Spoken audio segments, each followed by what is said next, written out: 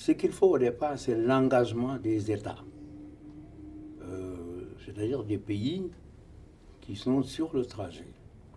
Je crois que cet engagement existe. C'est pourquoi nous allons, dans chaque pays, préparer des pépinières par les populations. Et dès les premières pluies, nous mobilisons les populations pour aller planter des arbres. Il tombe sur le Sénégal 19 milliards de mètres cubes d'eau par an en trois mois. 19 milliards de mètres cubes d'eau.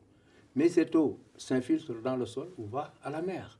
Alors il fallait donc la capter. C'est ce que nous faisons avec les bassins de rétention. Au point le plus bas, le niveau le plus bas, à côté des villages, nous creusons 100 mètres, 200 mètres, un bassin, et nous compactons le fond. L'eau vient naturellement s'y engouffrer.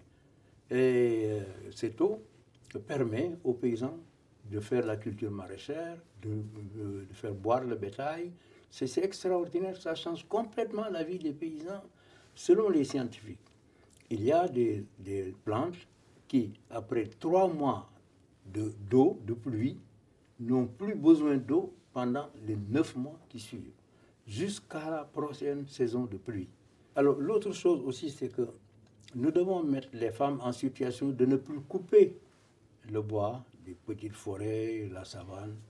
Et ça, on a inventé des fours, même des fours solaires. Et ça ne prend pas toujours. Et au Sénégal, nous sommes en train d'utiliser la tourbe pour faire des briquettes. Comme c'est du charbon, pour qu'elles utilisent le charbon, de la tourbe, c'est-à-dire de l'énergie fossile, plutôt que de couper le bois. Mais les femmes sont très sensibles à ça. Mais ce n'est pas encore tout à fait au point.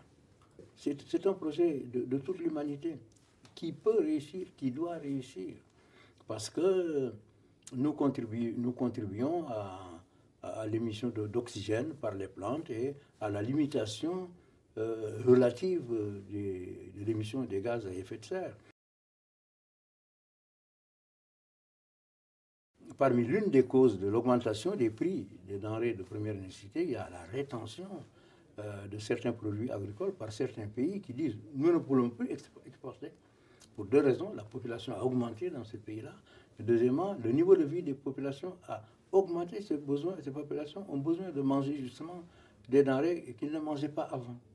Avec l'Inde, nous avons passé un accord de production dans 6 ans, c'est-à-dire première année 100 000 tonnes de riz, deuxième année 200 000 tonnes, troisième année 300 000 tonnes, jusqu'à 600 000 tonnes qui est notre consommation.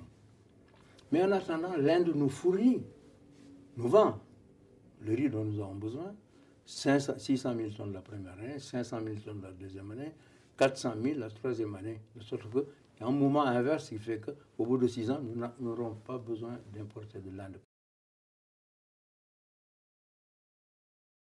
Nous sommes 20 pays à décider de mettre en place un gouvernement commun sous la forme d'une union que nous allons définir. Il y a 4 autres pays dont nous attendons les réponses. Et les autres, il y en a qui sont contre, qui disent non, d'accord pour le gouvernement continental, mais pas maintenant. Il y en a même qui nous disent qu'il faut 10 ans, etc. Le problème est que certains croient qu'on va leur enlever les attributions qu'ils ont. Il n'y aura plus de président, ils pensent qu'il n'y aura plus de président, il n'y aura plus d'assemblée. Non, on n'y touche pas. Nous allons seulement réaliser des choses communes